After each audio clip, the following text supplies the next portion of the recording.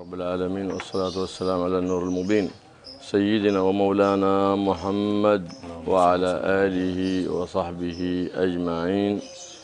أما بعد، فلا زلنا في هذا الحديث المبارك في الكلام على حقوق الأخوة الإسلامية، حق المسلم على أخيه المسلم. تقدم معنا من ذلك أنه لا يخدعه ولا يحسده ولا يغتابه ولا ينم عليه ولا يثير البغضاء بين المسلمين والفتن. ومن جملة تلك الحقوق التي ذكرها في هذا الحديث النبي محمد صلى الله عليه وسلم الذي رواه أبو هريرة، قوله صلى الله عليه وآله وسلم: ولا يبيع بعضكم على بيع بعض. حرام. البيع على بيع أخيه حرام، والشراء على شراء أخيه حرام. البيع على بيع أخيه هو أنك تقول للمشتري في زمن الخيار: افسخ البيع وأنا ببيعك مثله بأرخص من هذا، واشترى بضاعة منه. يأتي هذا لذلك المشتري: أنا اشتريت بضاعة من هذا، يقول لي: افسخ البيع، أنا ببيعك نفس البضاعة هذه بمثل الثمن أو بأرخص من ذلك الثمن. هذا قال بيع على بيع أخيه حرام. كذلك الشراء على شراء أخيه، بأن يقول للبائع في زمن الخيار: افسخ البيع وأنا بشتري منك بأغلى. هذا يقول للبائع، ما يأتي عند المشتري، هذا عند المشتري في البيع على بيع. الشراء على شراء أخيه الثالث، هذا يأتي إلى عند المشتري، يقول يأتي عند البائع: افسخ هذا البيع، كم اشترى منك؟ هو اشترى منك ب100، أنا بشتري ب110، افسخ، وأنا بأشتري بأغلى من ذلك الثمن، افسخ عليك الله. هذا قالوا شراء على شراء حرام، لا يجوز. كذلك حرم الله سبحانه وتعالى الخطبة على خطبة أخيه. خطبة، واحد خطب عند الناس وقبلوه، ثم أنت بأنك ابن تاجر أو ابن غني أو ابن وزير خطب عندهم، فأرادوا أن يفسخوا الخطبة حق هذا ويقبلوا خطبته. حرام الخطبة على أخيه، لكن إذا صرح له بالجواب وعلم. أما أنت ما تعرف أن هذه البنت مخطوبة لفلان هذا، فجيت تتقدم، هذا ما في إثم هذا. لكن إن علمت أن مخطوبة حرام، أو خطب هذا لكن لم يصرح له بالجواب بالقبول، فذاك لا يحرم. لكن الأولى ترك ذلك، الأولى ترك ذلك. نعم. فالخطبة على خطبة أخيه حرام. متى يحرم؟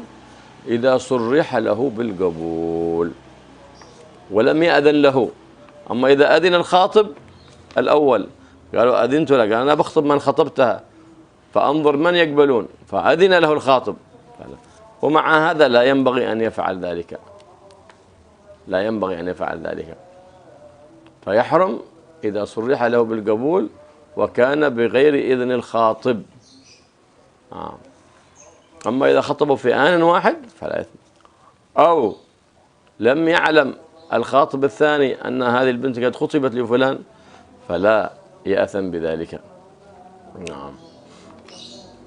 أو عادهم يشاورون ويفكرون، خطب هذا، عاد الأهل يفكرون ويشاورون، ثم بيخطب آخر، لا يحرم، لكن يكره ذلك والأولى تركه. لأن السوم على سوم أخيه كذلك حرام. السوم قبل العقد، والبيع والشراء بعد العقد في زمن الخيار. كأن يقول هذا: أنا أدخل الدكان هذا وبايع في هذا البضاعة بكم هذه؟ أنا يقول لي ب100، قلت له لا، أنا ب90. لا أزال أخذ وأعطي معه، هو يطلب ال100 وأنا أطلب ال90، ربما يتم البيع على 95. لا أزال هذا سوم، أتساوم أنا وياه. فيأتي هذا ويدخل يقول: أنا بشتريها ب100 أو نحو ذلك. حرام عليه، هذا سوم على سوم أخيه. أخيك المسلم، فيحرم عليك أن تسوم على سومه وأن تبيع على بيعه، وأن تشتري على شرائه وأن تخطب على خطبته، كل ذلك حرام شرعا. Bismillahirrahmanirrahim. Alhamdulillahirabbil alamin wassalatu wassalamu ala sayyidina Muhammad wa ala alihi wa sahbihi ajma'in, amma ba'd. Kajian kita masih tetap di hadis ke-35 dari hadis Arba'in Nawawi, hadis yang penuh barokah, dengan tema tentang hak-hak saudara se-Islam. Orang muslim itu memiliki kewajiban dan hak terhadap saudara sesama muslim.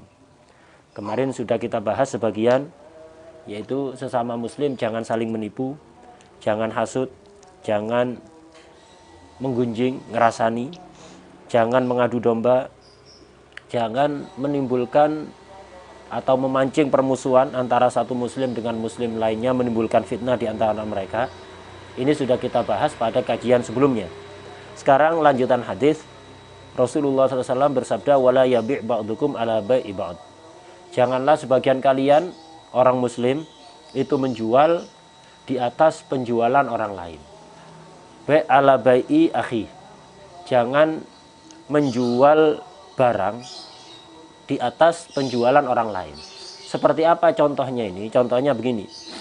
Di dalam fikih, ketika orang sudah jual beli, itu masih ada yang namanya khiyar, dengan aturan-aturan yang dijelaskan di kitab fikih. Jadi orang itu walaupun sudah jual beli, sudah sah, itu masih ada yang namanya hak khiyar. Artinya hak pilih apakah jual beli ini dilanjut atau dibatalkan. Itu ada dengan aturan-aturan tertentu. Nah, bai' ala bai'i akhi, ini maksudnya ada orang beli, A beli pada B, sudah sah jual belinya, sudah akad, sudah transaksi, cuman masih dalam masa khiyar, masih masa adanya pilihan bagi mereka untuk membatalkan bai' jual belinya atau melanjutkan. Tiba-tiba ada orang ketiga C datang, bilang pada A sebagai pembeli, bilang pada pembeli, dia bilang begini, berapa kamu beli barang itu? Misalnya 100.000, udah, batalkan saja. Kamu kan masih punya hak pilih untuk membatalkan jual beli kamu. Batalkan jual beli itu, aku akan jual kepadamu barang yang sama dengan harga yang lebih murah, 90.000. Nah, ini namanya bai' ala bai'i akhi.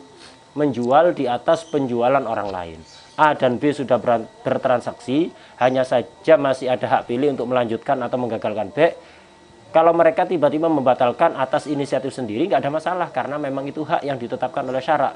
Tapi kalau ada campur tangan pihak ketiga, ada C datang, bilang pada pembeli, batalkan jual beli kamu, aku akan menjual barang yang sama seperti itu dengan harga yang lebih murah. Ini yang dimaksud penjualan di atas penjualan orang lain. Ini hukumnya haram. Hukumnya haram. Begitu juga sama-sama haram adalah asyira ala syira'i akhi. Tadi penjualan di atas penjualan orang lain. Begitu juga tidak kalah haramnya adalah pembelian di atas pembelian orang lain. Nah, berarti kalau tadi penjualan, ini orang ketiga datang pada pembeli. Tapi kalau pembelian di atas pembelian orang lain, orang ketiga datang pada penjual. Sama contohnya seperti tadi, ada A dan C jual beli barang dengan harga 100.000 misalnya, cuman mereka masih punya hak untuk khiyar, untuk membatalkan atau melanjutkan bai'. Tiba-tiba datang C orang ketiga, datang pada penjual. Kalau tadi pada pembeli, ini datangnya pada penjual. Dia bertanya, kamu jual barang kamu itu berapa? 100.000. Terus si C bilang, udah, batalkan saja jual beli kamu, barang itu mau aku beli dengan harga yang lebih mahal, 110.000 misalnya. Nah, ini haram. Kalau B tiba-tiba membatalkan jual belinya atas inisiatif sendiri, itu tidak ada masalah, karena memang itu hak yang diberikan oleh syarak kepada dia. Dia punya hak khiyar.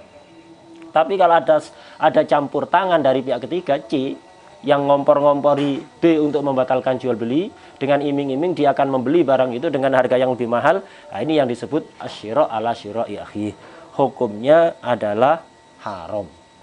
Begitu juga yang sama haram, penawaran di atas penawaran orang lain, as-saum ala saumi akhi. Kalau tadi penjualan di atas penjualan orang lain, pembelian di atas pembelian orang lain. Sudah ada akad, sudah ada transaksi, akad jual beli sudah sah, hanya saja masih ada khiyar. Nah, kalau ini belum ada transaksi, penawaran di atas penawaran orang lain. Nah, jadi belum ada transaksi, belum ada akad. Misal A dan C tawar-menawar barang.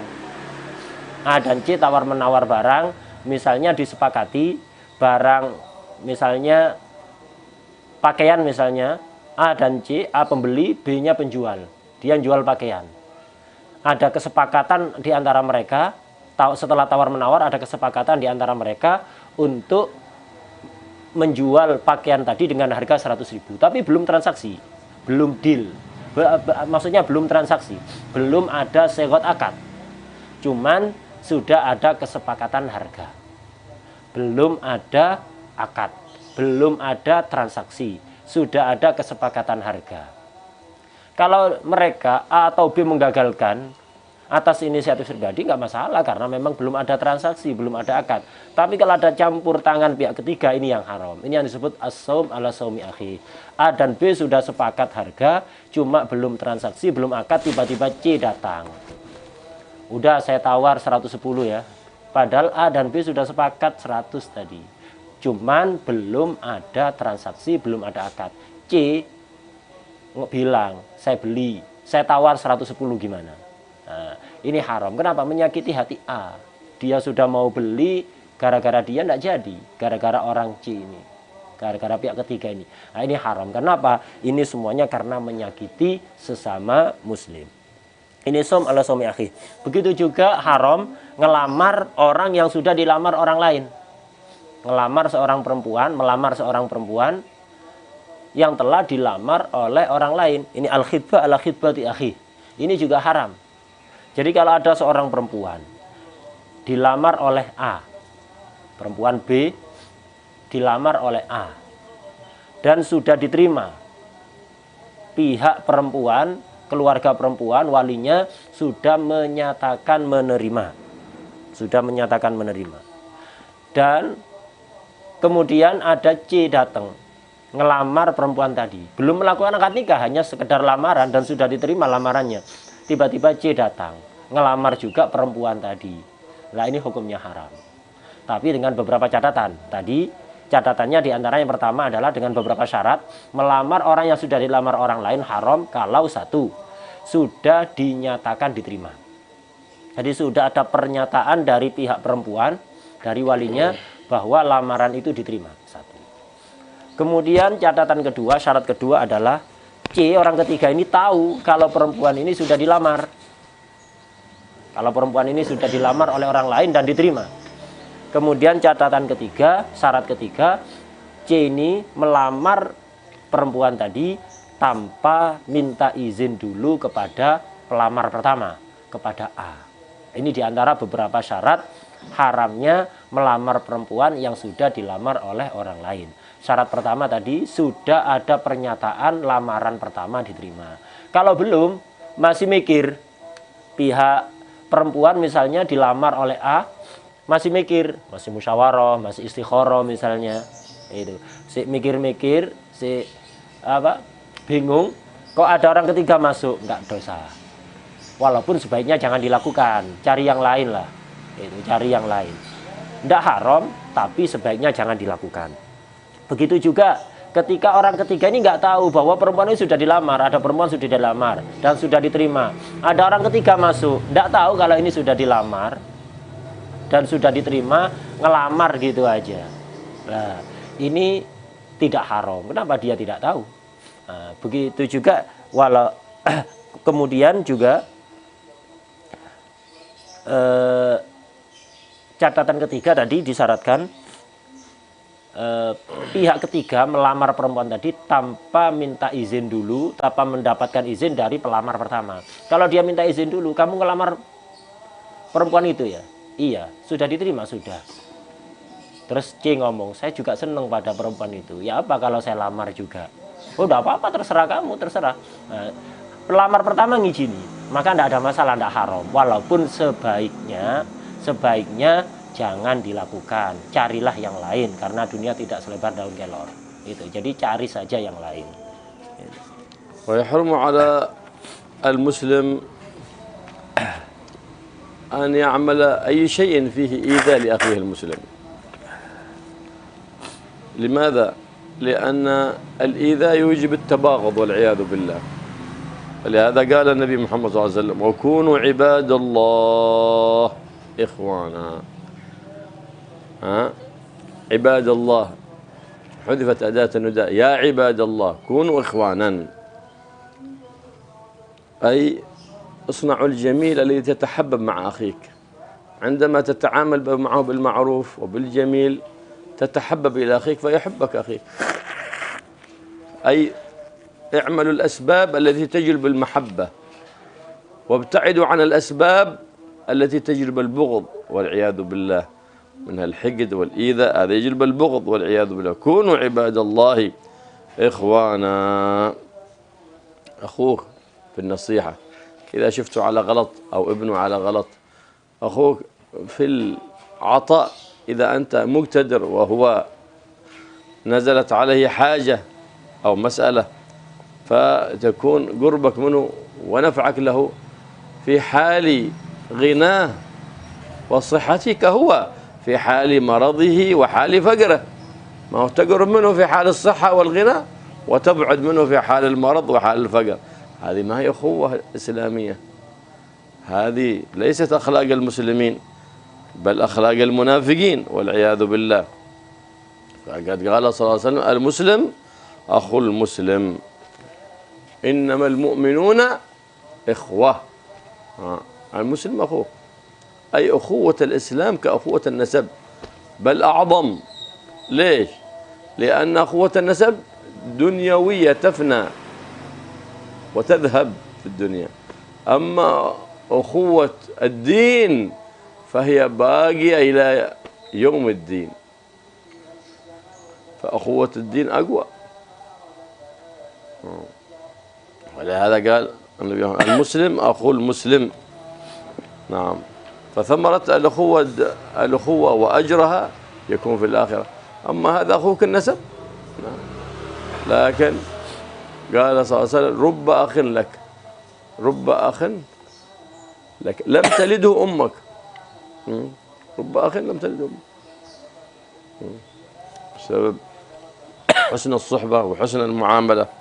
فلهذا أمر النبي محمد صلى الله عليه وسلم وحرم أن لا يظلم المسلم أخوه المسلم، فقال: لا يظلمه، لا يظلمه ولا يحتقره، أي لا يدخل عليه ضررا. الظلم هو إدخال الضرر في نفسه، في ماله، في عرضه، في ولده، في كل ما ينسب إليه، في زوجته، في غير ذلك.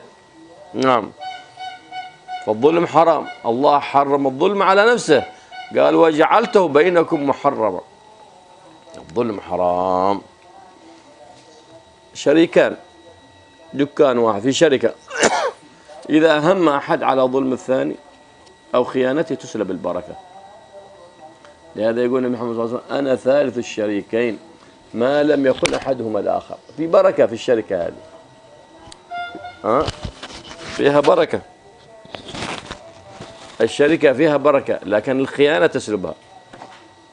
الظلم يسلب البركة، ظلم في البيت، ظلم خارج البيت، أي ظلم يسلب البركة وأنت إيش مرادك أنت من التجارة؟ بغيت البركة، بغيت البركة في المال، البركة في العيال، البركة في كل نعمة أنعم الله بها عليك. فالظلم من الأسباب التي تسلب البركة. قالوا: مرة من المرات خرج ملكا متنكرا لرعيته، فهو يمشي بين المزارع، إذ رأى مزارع عنده بقرة جميلة تحلب لبن كثير، بما تحلبه 30 بقرة من البقرة هذه. فقال في نفسه: إن شاء الله هذه البقرة بشلها من هذا، هذه ما تصل عند هذا، تصل إلا عندي هذه عند الملك. فلما هم على ذلك، هم لأنه جاءوا ثاني يوم فرأى يحلب البقرة، رآها نقص لبنها حتى جاءت مثل ما تحلب 15 بقرة. فقال: عجيب، لماذا بقرتك البارح حلبت لبن بما تحلب 30 بقرة واليوم 15 بقرة؟ قال لابد أن ملك هذه البلد قد ظلم أو هم بالظلم. تعجب، أنت تعرف الملك أنت؟ قال لا ما أعرفه. قال لكنها الملك يبارك الله في الزراعة، يبارك الله في التجارة، يبارك الله في البهائم وفي لبنها إذا لم يظلم وعدل. فإذا هم بالظلم، العدل ما ظلم إلا هم بالظلم، فتسلب البركة. فعرف ذلك الملك أن العدل يجلب البركة في الرعية وفي مالها، والظلم يسلب البركة منه ومن رعيته. فعزم بينه وبين الله سبحانه وتعالى أن لا يهم بظلم أحد وأن لا يظلم أحد، فعدل في ملكه، فبارك الله له في مملكته وبارك الله له في رعيته، فكان ملكا عادلا صالحا، حتى إذا قحط الناس نزل ودعا استجاب الله دعاءه لأنه ملك عادل.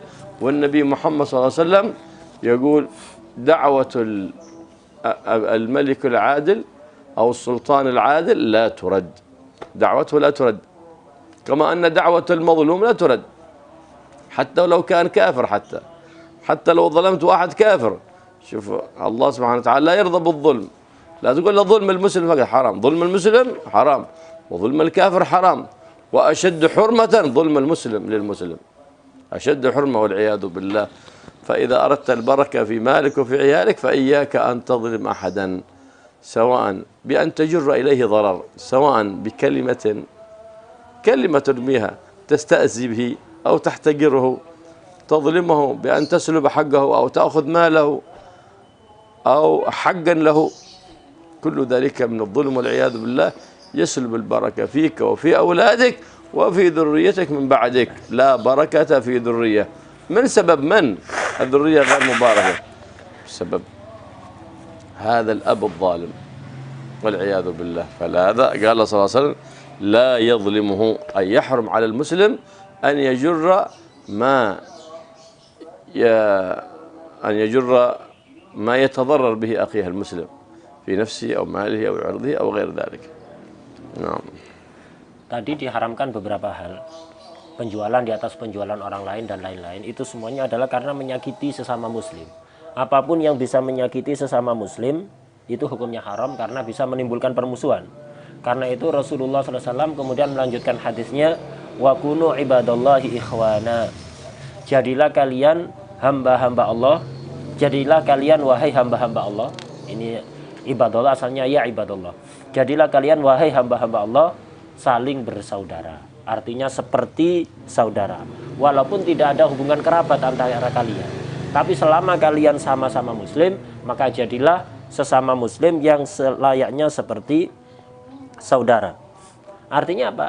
Jadilah seperti saudara, lakukan apa saja yang bisa mendatangkan cinta di antara kalian dan hindari apa saja yang bisa mendatangkan permusuhan dan kebencian. Yang namanya saudara itu harus menasihati saudaranya. Ketika kita melihat sesama muslim melakukan kesalahan, baik pada dirinya sendiri atau pada anaknya, maka kewajiban kita harus nasihati. Ini namanya saudara. Bukan salah dibiarkan saja, ini bukan saudara. Kemudian kita dekat dengan sesama muslim, baik dia kaya atau miskin. Ketika dia kaya atau sudah jatuh miskin, kita dekat. Ini namanya saudara. Tapi kalau, dan ini akhlaknya seorang yang muslim, adapun dekat ketika kaya saja, kemudian ketika fakir menjauh, ini bukan akhlaknya seorang muslim, tapi akhlaknya orang-orang yang munafik. Kemudian Rasulullah SAW melanjutkan hadisnya, al-muslim akhul muslim, seorang muslim itu adalah saudara bagi muslim lainnya, seperti saudara yang ditimbulkan oleh nasab, seperti kakak kita sendiri, adik kita sendiri. Bahkan persaudaraan se-Islam itu lebih kuat, lebih agung dibanding persaudaraan karena kekerabatan. Mengapa? Karena persaudaraan karena kerabat itu hanya di dunia. Setelah itu putus. Belum tentu tetap saudara nanti di akhirat. Kakak adik di dunia belum tentu tetap dia kakak adik ada di akhirat. Kalau tempatnya beda maka sudah putus hubungannya. Tapi hubungan seagama, hubungan se-Islam ini akan kekal sampai hari kiamat. Dalam salah satu hadis Rasulullah SAW pernah bersabda, yang kurang lebih artinya, ada banyak saudara kita yang tidak dilahirkan oleh ibu kita, yaitu saudara se-Islam. Kemudian dilanjutkan di dalam hadis, al-muslim akhul muslim la yadlimuh. Seorang muslim itu adalah saudara bagi muslim lainnya yang tidak boleh mendolimi.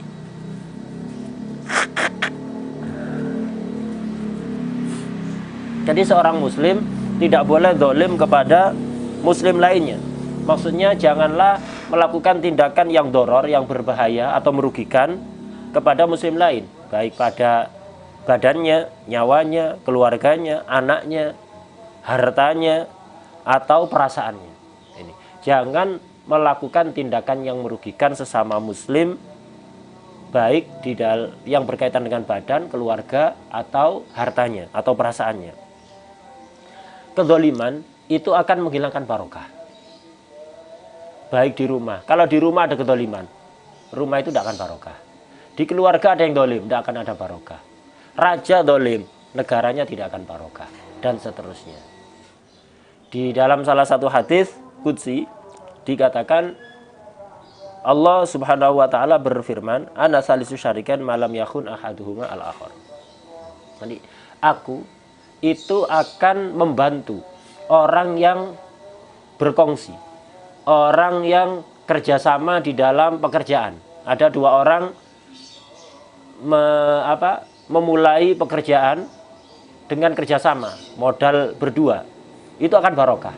Jadi orang itu kalau bekerja sama dengan orang lain, modalnya dari dua orang, itu akan lebih barokah dibanding dia modal sendiri. Syirkah itu lebih barokah, tapi asalkan tidak ada yang dolim di antara keduanya. Akan dibantu oleh Allah.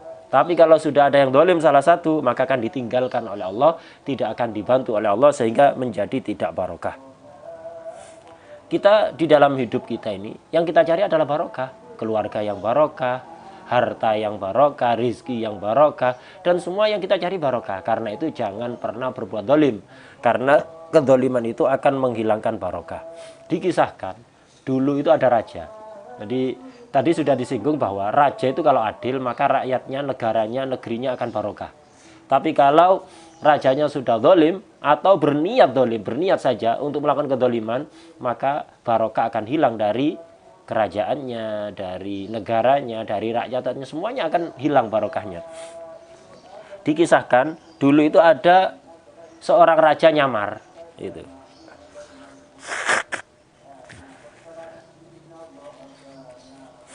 Jadi ada raja keliling kampung, dia nyamar, seolah-olah dia rakyat jelata. Nyamar.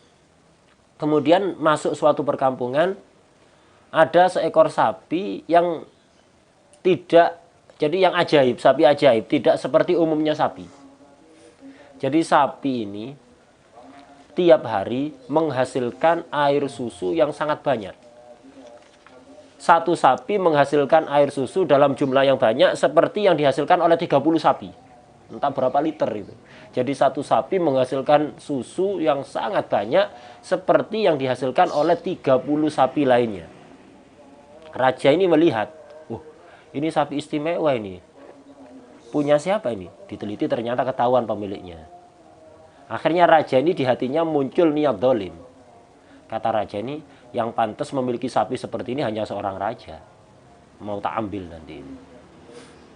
Tidak layak ini dimiliki oleh rakyat sapi seperti ini. Yang punya ini harus raja. Besok mau saya ambil. Udah. Besok datang lagi si raja ini. Tapi aneh. Kalau sapi ini kemarin makannya itu milih rumput-rumput yang istimewa sehingga menghasilkan susu yang sangat banyak seperti yang dihasilkan oleh 30 sapi. Hari kedua ketika kemarin raja itu punya niatan buruk mau ngerampas sapi ini yang dolim. Hari kedua ternyata sapi ini agak aneh, tidak seperti biasanya. Ditanyakan, bagaimana kondisi sapi kamu? Apa seperti kemarin? Kata raja ini, raja yang nyamar ini.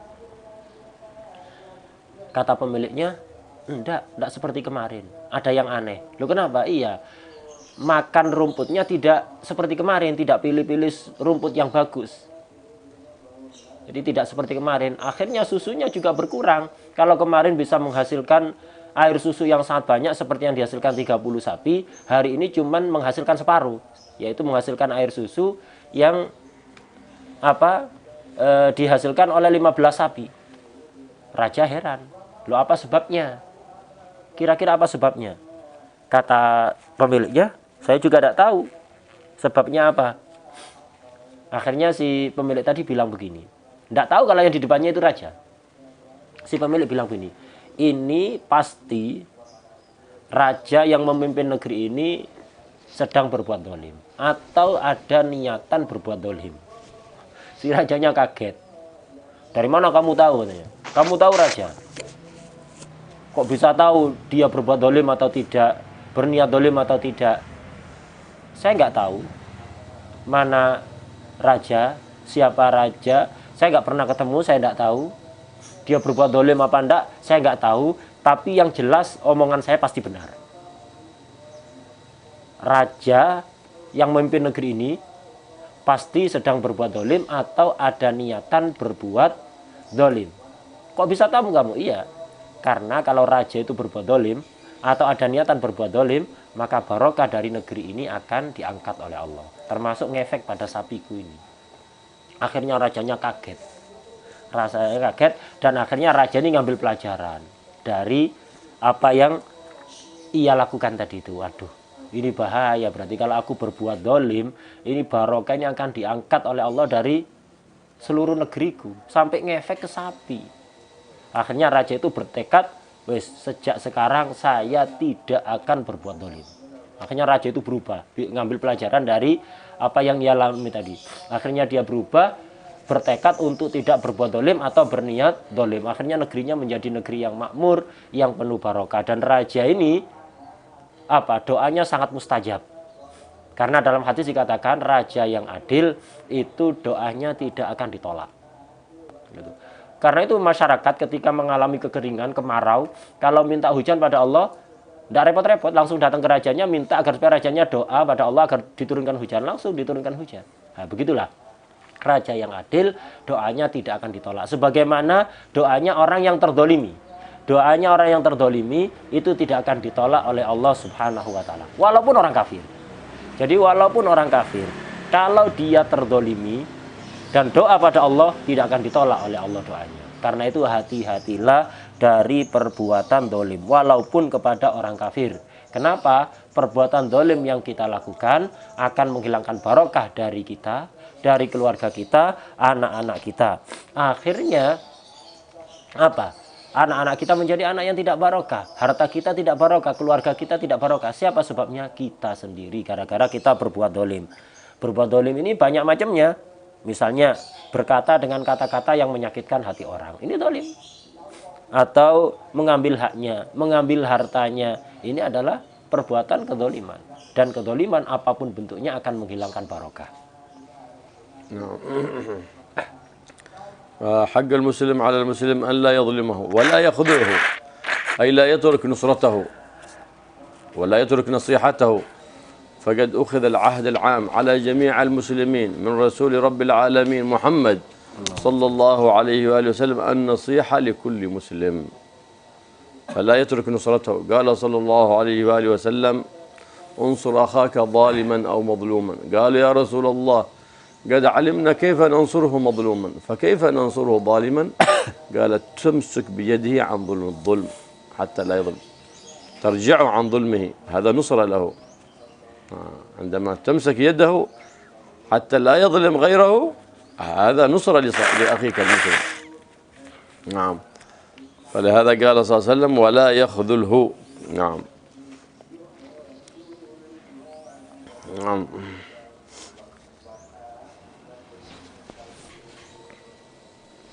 فلا يحضر الإنسان مجلس يهان فيه مسلم وهو لا يستطيع على نصرته، إن كان واجب عليه، وإن كان ما يستطيع لا يحضر ذلك المجلس. نعم. قال صلى الله عليه وسلم إذا أذل المسلم أو المؤمن عند المؤمن وهو يقدر على نصرته، قال النبي محمد صلى الله عليه وسلم أذلها الله على رؤوس الخلائق يوم القيامة. إذا أذل بحضرة وهو قادر على أن ينصره لكن ترك نصرته أذله الله على رؤوس الخلائق يوم القيامة في يوم العرض الأكبر. وقد قال الله سبحانه وتعالى أنا الظالم إن لم أنصف المظلوم من ظالمه. أنا الظالم، هكذا يقول المولى سبحانه وتعالى. وفي حديث آخر وعزتي وجلالي لأنتقمن من الظالم في عاجله وآجله. الظالم ولأنتقمن ممن رأى مظلوما يقدر على أن ينصره فلم يفعل. تقدر على نصرته بسبب عندك جاه، بسبب عندك وجاهة أو سلطة أو ذلك، بإمكانك أن تنصر هذا المظلوم لكنك لم تفعل. المولى يقسم بعزته وجلاله لأنتقمن ممن رأى مظلوما يقدر على أن ينصره، أي ينصر المظلوم، فلم يفعل. نعم، لهذا يسأل الإنسان يوم القيامة كما يسأل عن ماله، يسأل عن علمه، يسأل عن جاهه ووجاهته عند الناس. نعم. وورد في الحديث عنه صلى الله عليه وسلم إن الله سبحانه وتعالى أمر بعبد أن يجلد 100 جلدة في قبره، فلا زال يسأل الله ويستشفع لله سبحانه وتعالى حتى خف عنه الجلد إلى جلدة واحدة، فجلد جلدة واحدة فاشتعل قبره نارا.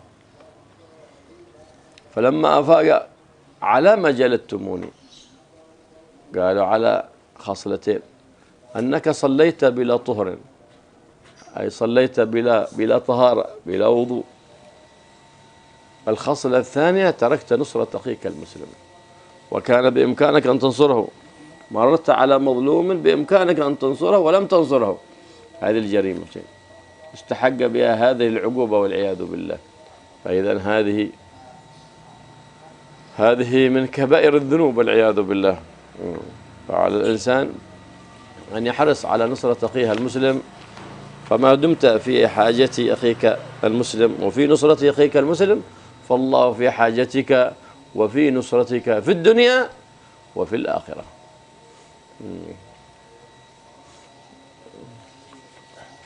Kemudian dilanjutkan dalam hadis wala yakhdhuluh, termasuk hak seorang muslim atas muslim lainnya, jangan seorang muslim itu tidak membantu saudaranya yang membutuhkan pertolongan. Jangan seorang muslim itu tidak menasehati saudaranya yang sedang melakukan kesalahan. Ini termasuk hak sesama muslim. Yaitu apa? Jangan mengkhidlan dia. Artinya apa? Jangan tidak membantu dia. Ketika dia perlu bantuan, bantulah. Kalau kita mampu membantu kok tidak membantu, ini yang disebut khidlan. Tidak membantu sama muslim. Ada seorang muslim melakukan kesalahan, harus dinasehati. Kalau kita mampu nasihati kok tidak nasihati, inilah yang dinamakan khidlan. Rasulullah SAW bersabda, unsur akhaka dzaliman aw madluman. Bantulah saudaramu baik dia zalim atau terdolimi. Sahabat bingung, ya Rasulullah, kalau membantu orang yang terdolimi kami sudah paham bagaimana caranya, tapi membantu saudara yang zalim ini bagaimana maksudnya? Akhirnya Rasulullah SAW menjawab, cegah dia dari kedoliman. Itu yang dimaksud membantu saudara yang melakukan kedoliman. Jadi ini kewajiban seorang muslim kepada muslim lainnya. Kalau melihat saudara sesama muslim terdolimi, harus kita bantu agar supaya tidak terdolimi lagi. Kalau melihat saudara sesama muslim kok melakukan kedoliman kepada siapapun, harus kita bantu dia. Bukan dibantu untuk melakukan kedoliman, tapi dibantu untuk menghentikan kedolimannya. Ini yang dimaksud membantu. Karena itu janganlah kita pernah hadir di suatu majelis, majelis apapun itu. Jangan pernah kita hadir di suatu majelis yang di situ ada seorang muslim yang dihinakan dan kita tidak mampu untuk membantunya. Jadi kalau dalam satu majelis ada seorang muslim dihinakan, maka jangan pernah hadir majelis itu kalau kita tidak mampu membantunya. Kalau kita mampu untuk membantu, wajib kita hadir dan membantu orang tersebut. Dalam hadis yang lain dikatakan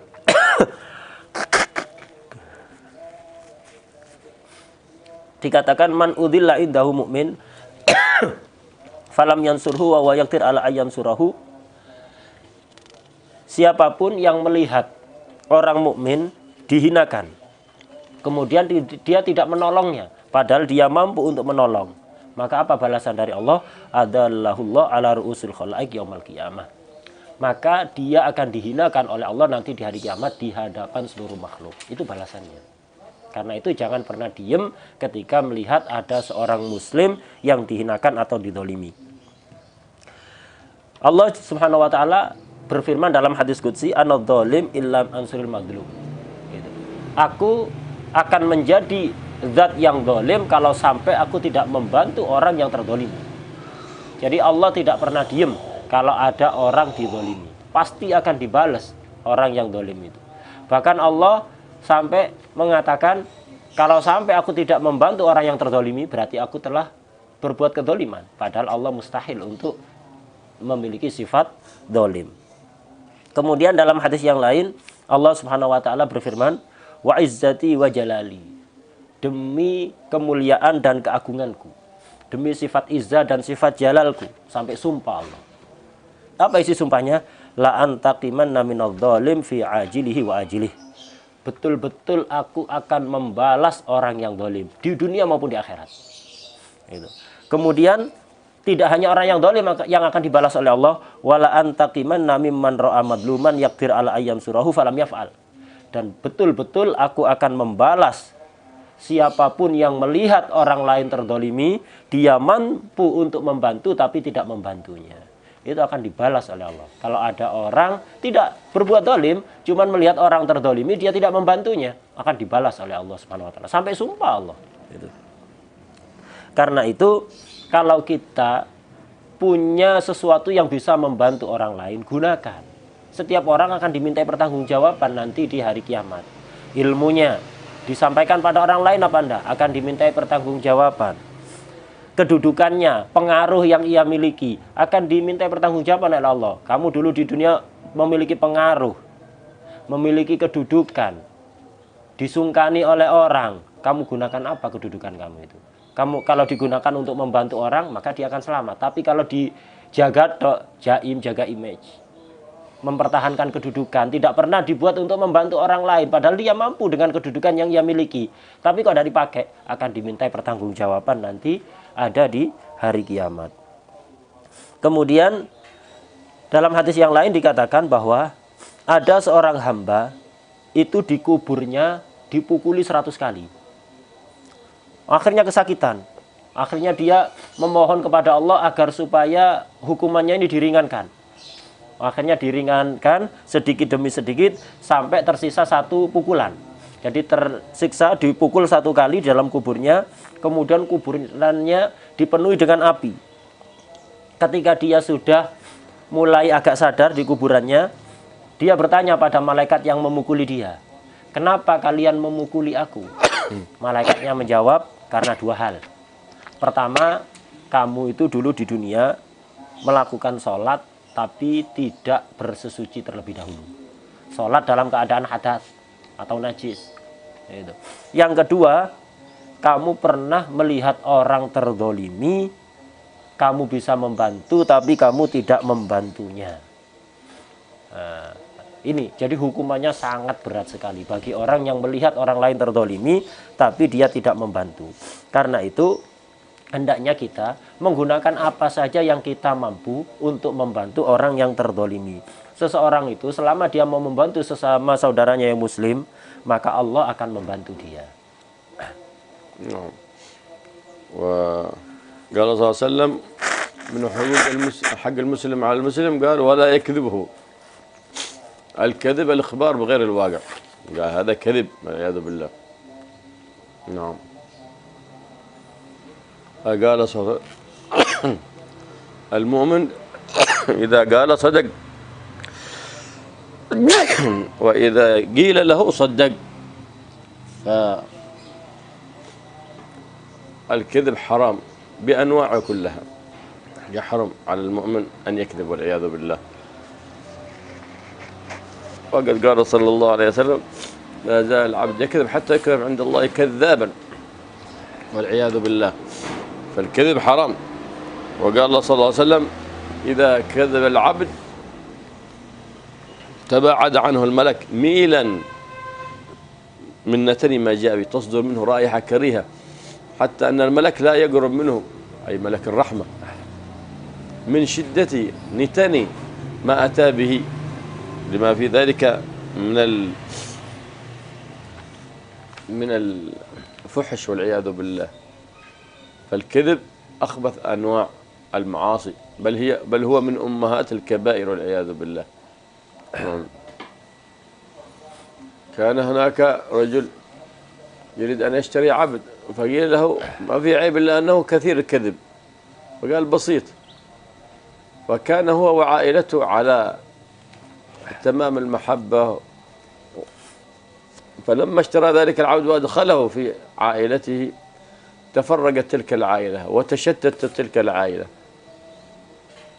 وهلكت تلك العائلة والعياذ بالله، وفتن بين الزوج وزوجته حتى فارقت الزوجة زوجها. استهان هذا المشتري، استهان بهذه الجريمة، الجريمة عظيمة. قال بعضهم، جاء النبي صلى الله عليه وسلم قال: أريد أن أسلم لكني أحب الزنا والخمر والسرقة والكذب ولا أستطيع أن أترك الكل، فمر بخصلة أعاهدك على تركها. فقال: اترك الكذب. فإذا جاء بيقع في الزنا قال: إذا سألني رسول الله صلى الله عليه وسلم فكيف أقول؟ إن صدقت حدني وضربني بالحد، وإن كذبته فقد خنت عهد الله ورسوله.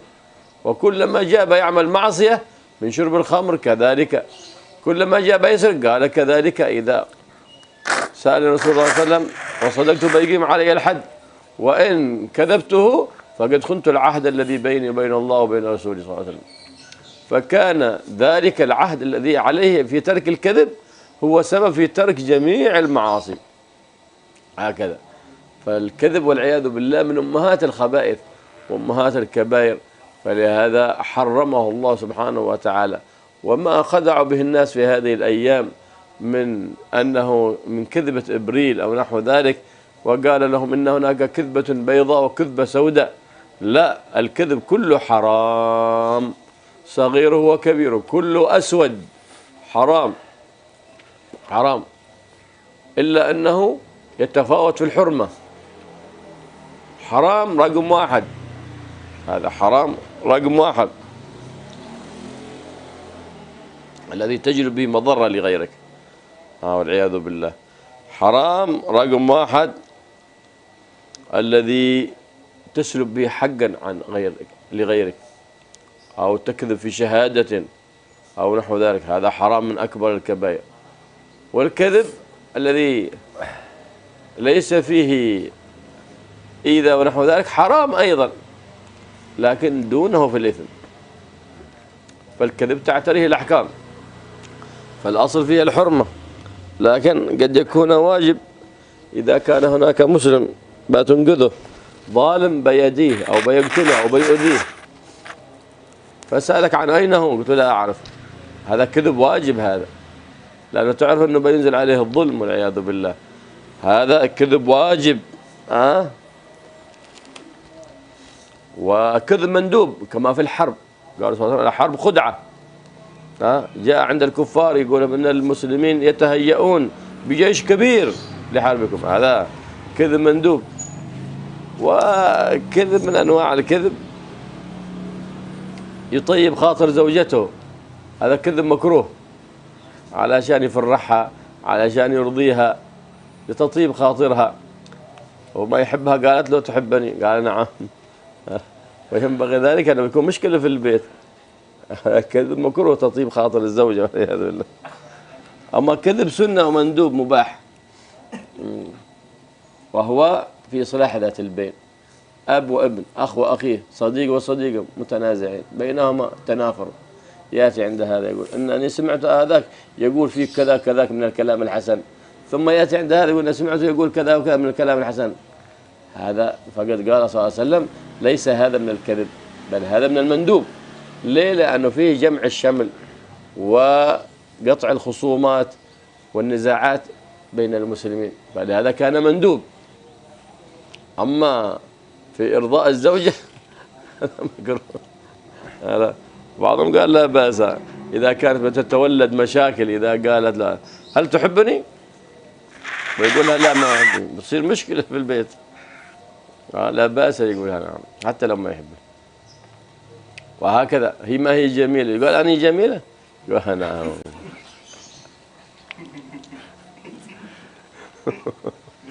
لا بأس، لا بأس في هذا، لا بأس يعني ليس بحرام لكنه مكروه. لكن قد قال صلى الله عليه وسلم وإن لكم في المعاريض لمندوحة عن الكذب. المعاريض أن يكون لها الكلمة لها معنيان، معنى قريب ومعنى بعيد.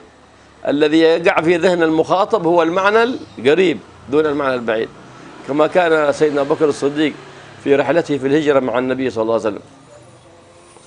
كل من لقيه يعرفون سيدنا أبو بكر أنه كثير الرحلات كثير السفر، كل من لقيه يعرف سيدنا أبو بكر، ما يعرف النبي صلى الله عليه وسلم. من هذا الذي معك؟ قال هذا رجل يهديني إلى الطريق. يهديني، الذي هذا يبصر في المخاطب أنه هذا يهدي دليل للطريق السفر، هذا يهديني إلى الله، إلى الطريق، إلى الوصول إلى الله سبحانه وتعالى، يهديني إلى طريق المعرفة بالله. يعني هذا المعنى البعيد الذي ما خطر بهذا. وقد يكون يعني في بلاد هنا، في منطقة هنا يسمونها بوغور، وفي بوغور هناك في جاوا غربي. فالذي يقول أين هذا والدك؟ قال إلى بوغور، في له مزرعة في بوغورنا الذي هو في ضواحي. يذهب ذهن المخاطب إلى ذلك المكان البعيد. أو يسمي غرفة من الغرف في البيت يسميها باليمن. إذا قيل أين والدك؟ قال في اليمن. هي غرفة في البيت في جاوا اسمها يمن. فهنا خرج عن الكذب بمندوحته وهي المعاريض. ما معنى المعاريض؟ كلمة لها معنيان، معنى قريب ومعنى بعيد، والذي يكذب في ذهن المخاطب هو المعنى القريب، وأنت تريد المعنى البعيد فقد خرجت. فإذا كان ولا بد فاعلا فلا تكذب ولكنك توري، وهذه هي التورية. ما هي التورية؟ هي نفسها المعاريض. التورية هي نفسها المعاريض، تقصد المعنى البعيد البعيد دون القريب. فنهى النبي محمد صلى الله عليه وسلم عن الكذب وشد النكير على من يكذب والعياذ بالله. نعم نعم. قيل مرة من المرات بعض الصحابة هذا الحجاج بن يوسف والعياذ بالله هذا يعني من أظلم العباد وأحقر العباد، قتل كثير من أصحاب النبي محمد صلى الله عليه وسلم، حتى التقى ببعض أصحاب النبي محمد صلى الله عليه وسلم فقال ما تقول فيها؟ هو ظالم، هذا هو كلب بني أمية، يسمى كلب بني أمية الذي أخبر عنه النبي محمد صلى الله عليه وسلم. فقال أنت القاسط العادل. ما شاء الله، قالوا الأصحاب ما شاء الله، شوف هذا ثناء حسن من الصحابي من أصحاب النبي محمد صلى الله عليه وسلم. قال لا يريد. الحجاج يعرف نفسه أنه ظالم وأنه إنسان مبغوض ممقوت. قال لا، ما أراد أن القاسط العادل، لا، قال أراد بالقاسط هنا يحتمل معنيين، القاسط الذي هو جائر، والقاسط معنى عادل. أراد القاسط أي الجائر، والعادل وصفه بأنه عادل أي عدل عن الحق، أي لم يفعل الحق، عدل عنه أي خالف الحق. فهذا مقصود الصحابي الجليل عندما سأله على الحجاج عن نفسه، فقال أنت القاسط العادل أي الجائر الظالم العادل عن طريق الحق. وهكذا ليه؟ بتوريته هذه خرج عن الكذب، لأنه لو قال أنت عادل وهو قد اشتهر ظلمه، بقال والعياذ بالله برئت منه ربقة الإسلام والعياذ بالله، نسأل الله العافية والسلامة. وهو الذي يقول فيه النبي محمد صلى الله عليه وسلم: كلب بني أمية يولغ في أمتي. وهو فسره بعض العلماء بالحجاج بن يوسف، فإنهم قتل كثير من أصحاب النبي محمد صلى الله عليه وسلم وكثير من التابعين العلماء العاملين، ولكن حلت عليه النقمة والسخط والعياذ بالله. الله يحفظنا من الظلم وأهله، ولا يجعلنا من الكذابين، ولا يجعلنا من الصادقين في أقوالنا وفعلنا. ولا تغتر في هذا الزمان، كثر الناس الكذب. بعض الناس كشرب الماء عندهم الكذب هذا عادي عندهم، بل بعضهم طلبة علم والعياذ بالله يكذب. لا تغتر بهذا، فإنها جريمة عظيمة ومعصية كبيرة. ولا تغتر بمن تشوف الناس كثير يكذبون الآن، كثير يكذبون، منهم من يكذب حتى في الواتساب، من يكذب في الأخبار، فيأتي بأخبار كذب. كل ذلك وقد كان الناس في الجاهلية قبل الإسلام يتركون تذمما، فجاء دين الإسلام أمرنا بترك تعبدا، إنك إذا تركت الكذب ابتغاء مرضات الله أثابك الله سبحانه وتعالى. الله لا يجعلنا من الكذابين، ويرزقنا الصدق في الأقوال وفي الأفعال وفي الحركات والسكنات، ويرزقنا صدق الهمة مع ربنا في عبادة الله وفي اتباع حبيب الله محمد صلى الله عليه وآله وسلم. Kemudian kelanjutan hadis wala yakdzibu. Seorang muslim janganlah berbohong kepada muslim lainnya. Artinya berkata yang tidak sesuai dengan kenyataan. Di antara ciri-ciri orang mukmin, tanda orang mukmin adalah idza qala shadaq wa idza qila lahu saddaq. Seorang mukmin itu tanda-tandanya kalau berkata jujur. Kalau ada orang lain bercerita gampang percaya. Jadi itu di antara tanda-tanda orang mukmin. Kalau dia ngomong jujur, kalau ada orang lain ngomong dia percaya. Tidak gampang mendustakan orang lain. Ini tanda-tanda seorang mukmin. Berbohong semua bentuknya itu adalah haram. Tidak seperti anggapan sebagian orang ada bohong yang boleh dalam satu hari, dalam setahun di bulan April. Tidak. Jadi semua bohong itu hukumnya haram kapanpun dan dimanapun. Hanya saja dosanya beda-beda tergantung madharat yang ditimbulkan, tergantung kerugian yang ditimbulkan. Bohong yang paling besar dosanya adalah ketika bohong menyebabkan hilangnya hak orang lain atau terdoliminya orang lain. Seseorang itu yang jangan pernah nyoba-nyoba untuk berbohong. Kenapa? Kalau dia nyoba-nyoba berbohong nanti menjadi kebiasaan, akhirnya dicatat oleh Allah sebagai pembohong. Dikatakan dalam salah satu hadis bahwa orang itu kalau bohong maka akan dijauhi oleh malaikat rahmat sejauh 1 mil. Kenapa? Kebohongan dia itu menimbulkan bau yang sangat busuk yang tidak disukai oleh malaikat, sehingga malaikat pembawa rahmat akan menjauh dari dia sejauh 1 mil. Dan bohong ini adalah sifat di antara sifat yang paling tercela dan penyebab dari kemungkaran-kemungkaran yang lain.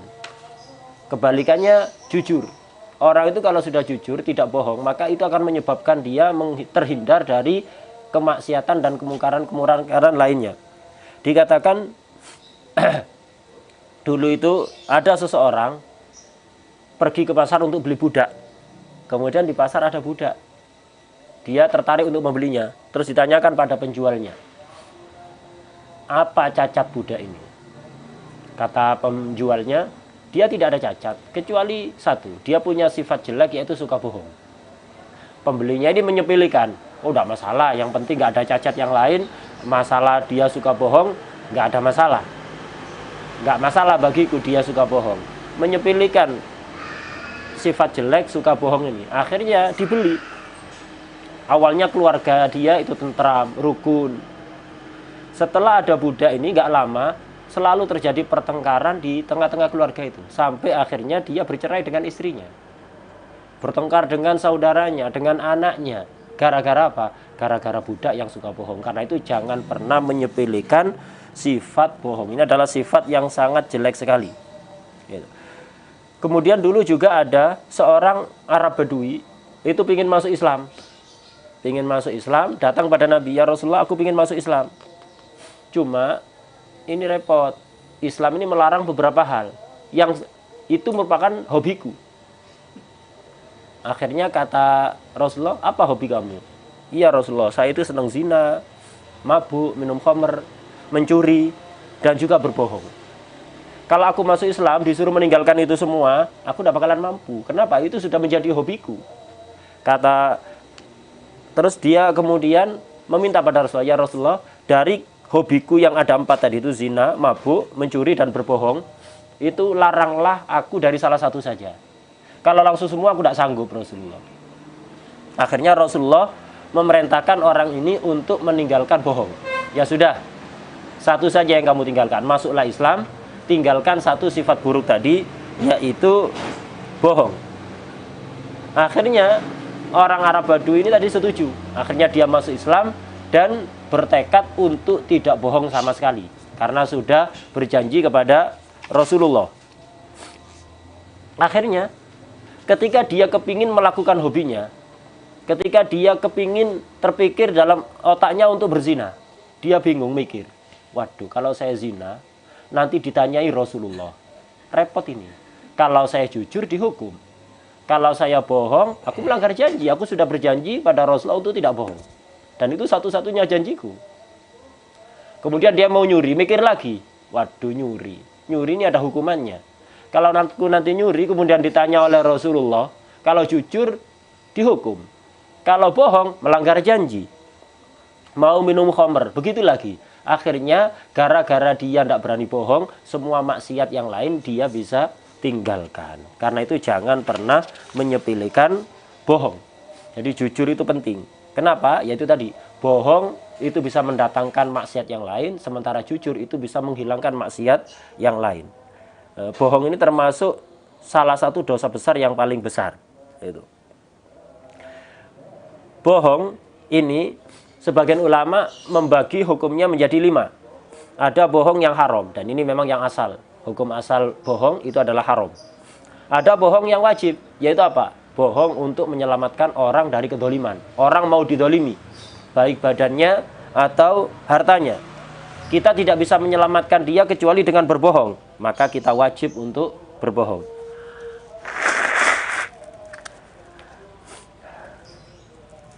Ada bohong yang sunnah, yaitu bohong ketika perang melawan orang kafir. Misalnya kita orang muslim, ketika dalam kondisi perang dengan orang kafir, ketemu orang kafir, ditanya, berapa jumlah pasukan muslim? Pasukan muslim sebenarnya tidak terlalu banyak. Kemudian kita katakan, oh banyak sekali, hati-hati, senjatanya canggih. Tujuannya untuk menakut-nakuti orang kafir, tidak ada masalah ini. Ini bohong yang sunnah ketika dalam peperangan. Ada bohong yang makruh, yaitu bohong untuk apa?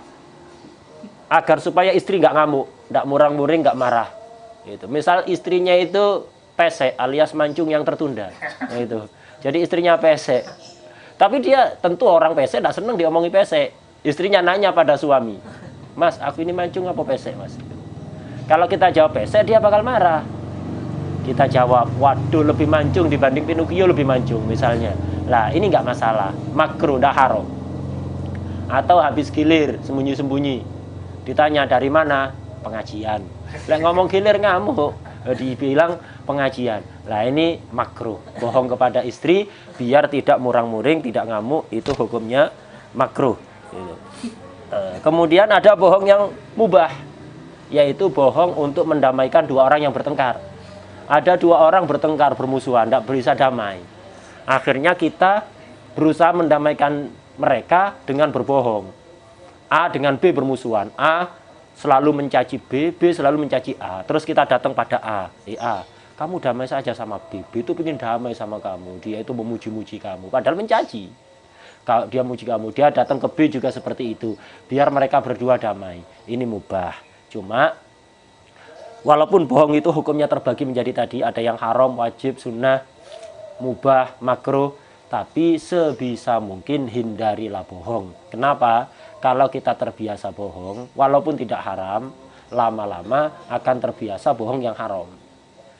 Kita bisa kok menyelamatkan orang yang dari kedoliman, atau membuat istri tidak ngamuk tanpa harus berbohong. Dengan cara apa? Dengan cara tauriyah, yaitu berkata dengan kalimat yang memiliki kemungkinan makna terdekat dan memiliki kemungkinan makna yang jauh. Nah, kita ngomong dengan kalimat seperti itu, orang yang mendengar omongan kita memahami kalau kita bertujuan makna yang terdekat, padahal kita niati makna yang jauh. Nah, ini namanya tauriyah atau ma'arid. Nah, ini adalah solusi untuk menghindari bohong agar supaya kita tidak terbiasa bohong. Seperti contoh ketika Sayyidina Abu Bakar As-Siddiq hijrah bersama Rasulullah SAW dari Mekah ke Madinah. Sayyidina Abu Bakar dikenal orang di mana-mana. Kenapa? Sayyidina Abu Bakar sering pergi kemana-mana. Kalau Rasulullah jarang pergi kemana-mana. Ada di Mekah tok dari dulu. Jarang pergi kemana-mana. Sayyidina Abu Bakar terkenal di mana-mana, itu terkenal. Setiap ketemu orang pasti kenal kalau ini Abu Bakar. Ketika hijrah bersama Rasulullah, Rasulullah dicari-cari oleh orang Mekah. Sayyidina Abu Bakar di mana saja dikenal orang. Nyampe di suatu daerah, Sayyidina Abu Bakar tanya. Orang langsung kenal, Abu Bakar, mau kemana kamu? Ini teman kamu ini siapa? Teman kamu ini siapa? Jarang orang luar Mekah yang kenal pada Rasulullah. Kenapa? Rasulullah tidak pernah keluar-keluar. Akhirnya ketika ditanya seperti itu, Sayyidina Abu Bakar, kalau diceritakan ini Rasulullah, bahaya, nanti bisa ditangkap. Kenapa? Orang Mekah menjanjikan hadiah sangat besar bagi siapapun yang bisa menangkap Rasulullah. Akhirnya Sayyidina Abu Bakar tidak bohong, tapi berkata dengan kalimat yang memiliki dua kemungkinan makna. Kata Sayyidina Abu Bakar, ini adalah penunjuk jalan. Ini penunjuk jalanku. Orang-orang akan memaham maksudnya penunjuk jalan di dalam perjalanan mau berdagang atau kemana. Itu yang difaham oleh orang yang mendengar omongan Sayyidina Abu Bakar. Tapi Sayyidina Abu Bakar niati penunjuk jalanku menuju keselamatan dunia akhirat. Nah, ini namanya tauriyah atau ma'arid. Ini bisa jadi solusi untuk menghindari bohong. Seperti juga dikisahkan dulu itu ada namanya Hajjaj bin Yusuf. Ini orang yang sangat zalim. Ini yang dimaksud oleh Rasulullah SAW dalam satu hadis sebagai kalebnya Bani Umayyah. Jadi anjing dari Bani Umayyah, anjingnya Bani Umayyah yang menjilat-jilat umatku. Ini Hajjaj bin Yusuf ini adalah orang yang sangat kejam, membunuh banyak sahabat dan ulama, bahkan sebagian ulama sampai mengatakan Hajjaj bin Yusuf ini sudah keluar dari agama Islam. Waliyadzubillah. Hajjaj bin Yusuf ini orang yang sangat dolim, dan dia sadar kalau dia itu dolim, sadar, tapi ya tetap aja dia berbuat dolim. Suatu ketika pernah Hajjaj ini ketemu salah satu sahabat Rasulullah. Dia bertanya pada sahabat, kamu sahabat Rasulullah, gimana menurut kamu? Komentarmu kepadaku gimana? Hajjaj itu dolim, dia bisa membunuh siapapun tanpa alasan. Sahabat ini akhirnya bingung. Kalau saya ngomong jujur dia dolim, aku bakal dipenggal. Pasti, kebiasaan dia begitu. Tapi bohong tidak boleh. Akhirnya sahabat ini mengatakan, Antal qasidul adil. Antal qasid, engkau adalah al-qasid al-adil. Al-qasid ini memiliki dua kemungkinan makna. Bisa berarti adil, tapi bisa juga berarti orang yang zalim, menyimpang dari kebenaran. Nah, ini. Kemudian al-adil juga begitu. Al-adil ini bisa bermakna adil seperti yang umum, atau bermakna tadi itu menyimpang dari kebenaran. Orang-orang yang mendengar waktu itu mengira sahabat ini muji Hajjaj. Akhirnya mereka berkata, Hajjaj, dia muji kamu. Tapi Hajjaj faham. Hajjaj faham, sahabat ini sedang tauriyah. Makanya Hajjaj langsung bilang, enggak. Dia mengatakan al-qasid maksudnya makna yang kedua, yang jarang digunakan oleh orang. Al-adil juga demikian, maksudnya menyimpang dari kebenaran, bukan adil. Dia sendiri sadar kalau dia itu zalim. Itu. Tapi ya begitulah. Jadi intinya kita itu janganlah terbiasa berbohong. Kalau terpaksa untuk berbohong, gunakanlah tauriyah untuk menghindari kebohongan. Misal ada desa namanya, contohnya tauriyah diantaranya adalah ada kampung namanya Kampung Bogor atau jalan Bogor, ada di daerah Pasuruan sini misalnya.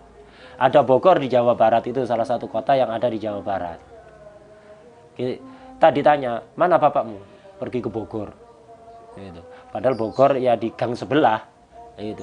Orang yang mendengar dikira Bogor Jawa Barat. Nah ini. Atau kita buat istilah sendiri di rumah. Di rumah ada kamar yang kita beri nama Yaman. Jadi kalau ada tamu kita nggak kepingin ketemu misalnya, ditanya anaknya suruh bilang, mana bapak kamu? Suruh bilang di Yaman gitu. Maksudnya Yaman kamar yang ada di rumah, namanya Yaman, dikasih nama. Nah, orang yang mendengar mengira Yaman, Yaman negeri Yaman. Nah ini tidak masalah, ini bukan bohong, ini namanya tauriah, gitu, tauriah. Kemudian hati-hatilah, sekali lagi beliau menekankan jangan terbiasa berbohong. Walaupun di zaman ini orang itu sangat menyepelekan bohong. Bahkan sebagiannya adalah santri, thalabatul ilm, pencari ilmu syariah, dengan gampangnya dia berbohong. Khususnya di dunia medsos. Hati-hati, jangan ikut-ikutan berbohong karena bohong ini dosanya sangat besar. Orang itu sejak zaman jahiliyah, orang-orang Arab itu sejak zaman jahiliyah nggak seneng bohong. Tanpa aturan agama mereka sudah nggak seneng. Apalagi kita sebagai seorang muslim, sudah bohong ini sesuatu yang tidak disenangi. Kedua, agama kita memerintahkan kita untuk tidak berbohong. Ya Rasulullah SAW, ومن حق المسلم على المسلم قال ولا يحقره، أي لا يستصغر شأنه كما يفعل الناس كثيرا الآن بالاستهزاء، وبعضهم يعمل شيء من التمثيل بصوته أو احتقار لمشيته أو لهيئته أو نحو ذلك، فهذا من الاستصغار. من استصغر مسلما واحتقره أذله الله سبحانه وتعالى والعياذ بالله في الدنيا وفي الآخرة. وهذا الذي يحتقر أخوه المسلم يدل أن في قلبه كبر. والنبي محمد صلى الله عليه وسلم لا يدخل الجنة من كان في قلبه مثقال ذرة من كبر والعياذ بالله. لهذا يقول صلى الله عليه وسلم التقوى ها هنا. قال الصحابي الجليل أبي هريرة ويشير إلى صدره 3 مرات. قال سيدنا أبو هريرة قال ويشير أي النبي محمد صلى الله عليه وسلم إلى صدره 3 مرات. التقوى ها هنا، التقوى ها هنا، التقوى ها هنا، أي أن التقوى حقيقة في القلب، الصدق في القلب، الإخلاص في القلب، التواضع في القلب، التقوى ها هنا. كل هذه أخلاق قلبية إذا اتصفت بها فقد حل في قلبك التقوى وحل في قلبك الخير وكنت من أهل الخير. فذلك كله ما تقدم من الحقوق مقدمة لهذه العبارة. فقال صلى الله عليه وسلم بحسب امرئ من الشر أن يحقر أخاه، يعني الذي يحتقر أخوه المسلم يعني بلغ من خصال الشر ورذائل الأخلاق الدرجة العليا. لماذا؟ لأنه ظلمه واحتقره والعياذ بالله. بحسب امرئ من الشر أن يحقر أخاه المسلم، فلأنه ذنب عظيم. قال يكفي بحسب اسم هذا بمعنى كافيه من الشر، أي من خلق ذميم أنه يحتقر أخوه المسلم، لأنه يدل على أن في قلبه كبر والعياذ بالله. فقال يا رسول الله إنك يحب أن يكون ثوبه حسن ونعله حسن. قال إن الله جميل يحب الجمال. الكبر بطر الحق وغمط الناس، احتقارهم. ما معنى غمط الناس؟ احتقارهم والعياذ بالله، هذا كبر والعياذ بالله. انظر إلى إبليس تكبر، قال الله سبحانه اسجد لآدم فتكبر، وقد لعن إبليس لما تكبر، فكان الذلة والمهانة والصغار لإبليس والشرف الأثيل لسيدنا آدم. ما تكبر آدم، لكن إبليس تكبر وطغى وبغى والعياذ بالله. فقال صلى الله عليه وسلم كل المسلم على المسلم حرام، دمه وماله وعرضه. حرام أن تقتله أو تجرحه أو تؤذيه أو تشهر السلاح حتى في وجهه هكذا تخوفه بالسلاح فقط. دمه وماله، تأخذ شيء حتى مسواك، ما هو نعلة، حتى مسواك، حتى خلال، حرام إلا بإذن منه. ممنوع تستخدم حق مسلم إلا بإذن أو علم الرضا. وعرضه كذلك، أن تقع في عرضه بغيبة أو نميمة، أن تذمه. قال سيدنا عائشة سيدتنا صفية حسبك من صفية إنها قصيرة، قالها النبي محمد صلى الله عليه وسلم لقد قلت كلمة لو مزجت بمياه الدنيا لمزجتها من نتن رائحتها لسوء ولعظم إثمها. وجاءت امرأة إلى عن سيدتنا عائشة فصيحة اللسان، فلما خرجت قالت عجيب هذه المرأة، عجبت من فصاحة لسانها لولا أنها قصيرة. فقال صلى الله عليه وسلم إيه عائشة لقد اغتبتها. قالت يا رسول الله هذا وصف فيها. قال وإن كان فيها، إن كلمت بما هو فيه فقد اغتبته، وإن تكلمت بما ليس فيه فقد بهته، وكل حرام، والبهتان إثمه أعظم من الغيبة والعياذ بالله. فقال لقد اغتبتها، فعذرها النبي محمد صلى الله عليه وآله وسلم.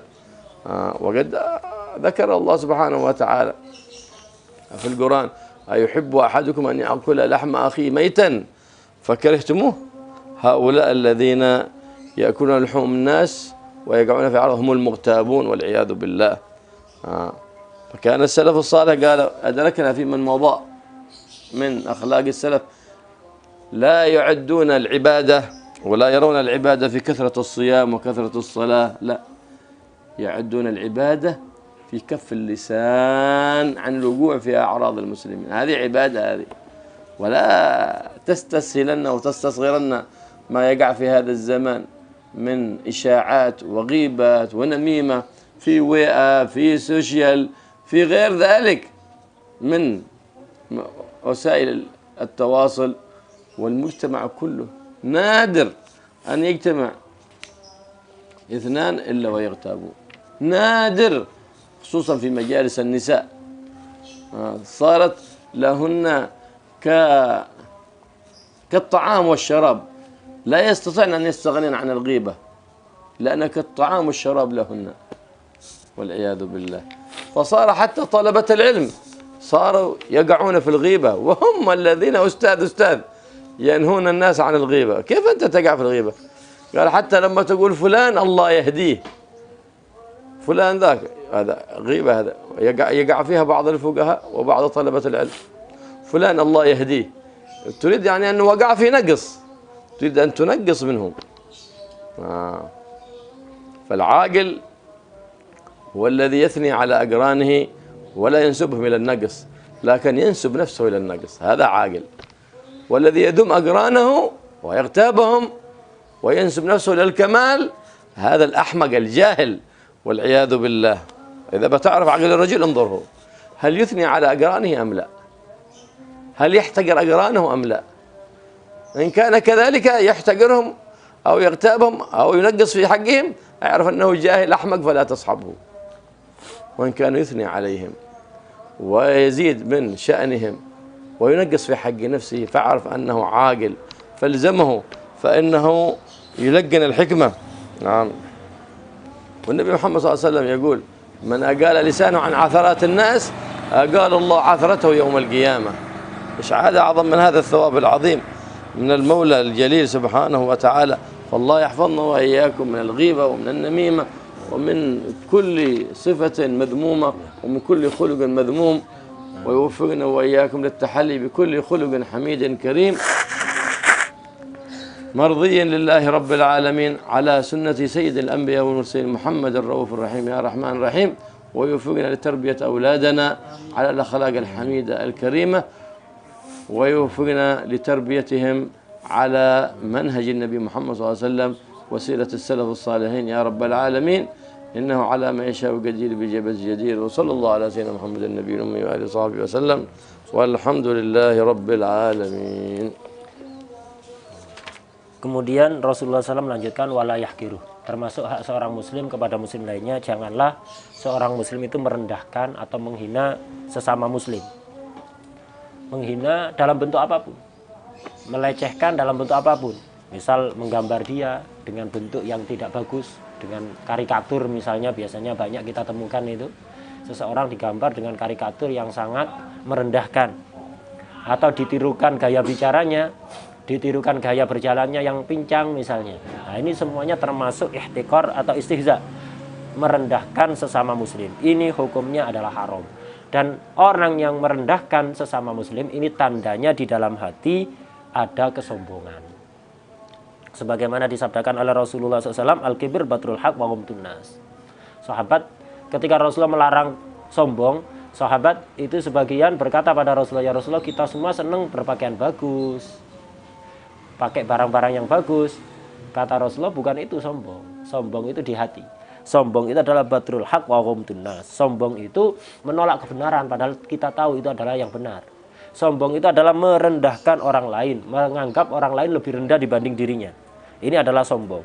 Dan orang yang sombong itu tidak akan masuk surga. Sebagaimana dikatakan dalam hadis yang lain, siapapun yang di hatinya ada kecil biji sawi kesombongan, maka tidak akan dimasukkan surga oleh Allah Subhanahu wa taala. Kemudian Rasulullah SAW melanjutkan at-taqwa hahuna, at-taqwa hahuna, at-taqwa hahuna. Jadi takwa itu ada di sini. Rasulullah mengucapkan itu 3 kali sambil menunjuk ke arah dada. Artinya takwa itu tempatnya ada di hati. Takwa yang hakiki itu ada di hati, cuman ada tanda-tandanya ada di luar. Kemudian beliau melanjutkan lagi dalam hadisnya, bihasbi mri'in minasyarr ayyahqira akhahul muslim. Jadi hadis dari depan sampai di sini ini seolah-olah muqaddimah untuk satu kalimat ini, yaitu apa? Bihasbi mri'in minasyarr ayyahqira akhahul muslim. Tadi sifat-sifat yang jelek itu semuanya jelek, cuman ada di antara yang paling jelek ini. Cukup kejelekan bagi seseorang ketika dia punya sifat dalam hatinya merendahkan orang muslim. Kalau di hati seseorang itu ada sifat menganggap rendah seorang muslim, lebih rendah dibanding dia merasa lebih baik dari seorang muslim, itu sudah cukup kejelekan bagi dia. Seolah-olah seluruh kejelekan ada pada orang tersebut. Kemudian dilanjutkan, kulul muslim alal muslim haramun damuhu wa maluhu wa irduhu. Semua muslim haram bagi muslim lainnya. Apanya haram? Darahnya. Haram membunuh sesama muslim, menyakiti badan sesama muslim, atau hatta menakut-nakuti sesama muslim dengan menghunuskan pedang di mukanya dia misalnya, atau celurit di depannya dia untuk nakut-nakut. Ini haram. Wa maluhu, haram hartanya. Haram seorang muslim mengambil harta seorang muslim yang lain walaupun dianggap sepele, misalnya kayu siwak, tidak boleh. Itu. Wa irduhu, haram perasaan seorang muslim untuk dinodai oleh muslim lainnya, dengan apakah itu dengan ghibah, ngerasani, menggunjing misalnya. Ini termasuk haram. Dan ghibah ini termasuk dosa yang sangat besar. Itu. Pernah suatu ketika Sayyidah Aisyah itu nyindir Sayyidah Sofiyah dengan sifat pendek itu. Jadi Sayyidah Sofiyah ini postur tubuhnya agak pendek. Oleh Sayyidah Aisyah disindir dengan sifat pendeknya itu, dengan pendeknya tubuh beliau itu disindir oleh Sayyidah Aisyah. Akhirnya Rasulullah SAW marah luar biasa. Marah luar biasa. Kalimat yang tidak terang-terangan itu, yang sindiran itu oleh Rasul dikatakan, Aisyah, kamu telah berkata kalimat yang sangat jelek. Saking jeleknya kata-kata kamu itu, kalau dimasukkan kalau kamu ngeludah ke laut, seluruh laut di dunia ini akan rusak rasanya, akan menjadi busuk rasanya. Dengan kalimat ngerasani, menggunjing yang sangat sedikit, dan pakai sindiran, tidak terang-terangan. Itu saking jeleknya. Seandainya orang yang mengucapkan itu, ini Sayyidah Aisyah yang diomongin seperti itu oleh Rasulullah, orang yang sangat dicintai oleh Rasulullah, kalau kamu meludah ke laut sekarang, seluruh laut dunia akan menjadi rusak rasanya, akan menjadi busuk. Nah ini. Jadi kemudian dalam kasus yang kisah yang lain pernah juga Sayyidah Aisyah melakukan seperti itu, kemudian ditegur oleh Rasulullah, dimarahi oleh Rasulullah. Sayyidah Aisyah beralasan, ya Rasulullah, ini kenyataan, aku ngomong sesuai kenyataan, dia itu memang pendek, aku tidak nambah-nambahi. Itu kata Rasulullah, ya justru kalau kenyataan itu namanya ghibah. Itu kalau kamu ngarang cerita itu namanya buhtan, itu namanya berbohong, ngarang-ngarang cerita. Lebih besar lagi dosanya kalau kenyataan itu justru ghibah. Sebagian orang kadang begitu, kalau ditegur karena dia ngerasani orang lain ghibah, alasannya ini kenyataan. Loh, justru kalau kenyataan itu ghibah, dosanya besar. Kalau bohong lebih besar lagi. Itu. Kemudian di dalam Al-Quran larangan tentang riba juga sudah ditegaskan di dalam firman Allah, ayuhibbu ahadukum ayyakula lahma akhihi maitan fakarihtumu. Jadi diibaratkan oleh Allah dalam Al-Quran, orang yang menggunjing orang lain itu disamakan dengan memakan daging saudaranya sendiri dalam keadaan busuk berupa bangkai. Ini untuk menimbulkan efek jijik pada kita dari sifat ghibah ini. Kemudian dikatakan oleh sebagian ulama, kami itu mendapati salaf dulu itu para salaf dulu itu tidak menganggap ibadah itu memperbanyak puasa, sholat, bukan. Ibadah terbesar itu menurut salaf itu bukan memperbanyak sholat sunnah atau puasa sunnah, tapi ibadah terbesar itu adalah mencegah lesan dari menggunjing orang lain, dari menyakiti perasaan orang lain. Nah, zaman ini orang semakin tasahul, meremehkan omongan-omongan yang menyakiti perasaan orang, apalagi kalau di medsos. Gampang sekali orang itu menggunjing orang lain, menghina orang lain, menyakiti perasaan orang lain dengan kata-katanya. Hati-hati. Bahkan sebagiannya adalah ustadz, santri, yang biasanya mereka kalau pengajian melarang orang awam untuk ngerasani, dia sendiri terjerumus dalam ngerasani di WA, ngerasani fulan. Nah ini, karena itu hati-hati, jangan tertipu. Jadi walaupun sekarang banyak orang yang ngerasani, bahkan para ustadz, kita jangan ikut-ikutan. Itu ngerasani tetap haram, tidak boleh. Apalagi di majelis ibu-ibu, itu seolah-olah kewajiban ngerasani itu. Seolah-olah makanan pokok dan minuman mereka ngerasani itu. Hati-hati, tetap ngerasani hukumnya haram walaupun banyak pelakunya. Termasuk ngerasani adalah kita ngomong fulan Allah yahdi. Kita nyebut nama seseorang kemudian diikuti kalimat Allah yahdi. Ini menunjukkan orang yang kita sebut itu memiliki kekurangan. Ini termasuk ghibah, ini dosa. Itu. Karena itu hati-hati. Orang itu kalau berakal, kata beliau, dia itu akan menganggap dirinya orang yang memiliki banyak kekurangan, dan dia akan melihat banyak kelebihan pada teman-temannya, pada orang-orang yang seangkatannya. Ini tanda orang akalnya sempurna. Jadi kalau kita ingin melihat orang itu akalnya sempurna apa enggak, kalau akalnya sempurna dekati. Kalau akalnya bermasalah, error, jangan didekati. Apa tanda kalau orang akalnya sempurna? Yaitu orang itu menganggap dirinya punya banyak kekurangan dan menganggap teman-temannya adalah orang-orang istimewa, memiliki banyak kelebihan. Tapi kalau sebaliknya, orang kayak gini dekati. Kalau sebaliknya, ini adalah orang ahmak, orang tolol. Jangan pernah didekati karena akan mencelakakan kita. Yaitu apa? Orang yang suka muji-muji dirinya sendiri dan suka merendahkan teman-temannya. Nah, ini berarti orang tolol, jangan pernah didekati. Kemudian dalam hadis dikatakan, mangkaffa lisanahu an aradil muslimin aqallallahu asaratahu yaumil qiyamah. Siapapun yang menahan mulutnya untuk tidak menyakiti perasaan orang lain, maka Allah akan memaafkan kesalahan-kesalahannya nanti di hari kiamat. Allah ya'limna ma janna fi na'mal bima 'alimna wa yakhallina 'an kulli khuluqin damim wa hana kulli khuluqin hamidin karim wa yaj'al rifna kulli dhi haqqin haqqah wa yufiqna al-qiyam bil huquq 'ala akmal wajhin. على كل وجه يرضي الله ويرضي حبيب الله محمد صلى الله عليه وآله وسلم رزقنا كمال كتابه صلى الله عليه وسلم وكمال المحبة له ولأهل بيته وأصحابه يا رب العالمين. يشفينا وإياكم من جميع الأمراض والأسقام الظاهر والباطن في عافية وسلامة مع كمال التقوى واستقامة. وصلى الله على سيدنا محمد صلى الله عليه وسلم والحمد لله رب العالمين بسر الفاتحة.